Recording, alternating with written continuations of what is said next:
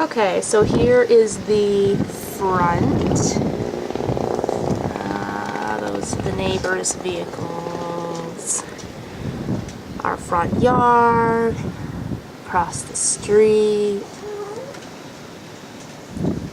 Snow piled up everywhere. As you can see, the street doesn't look bad. Next to the speed limit sign, there's a red stick there. That's supposed to be where the fire hydrant is. So the front does not look as bad as the back. I have not been outside yet to see how much is against the garage. But there you have it. And next I go out to shovel. Yay!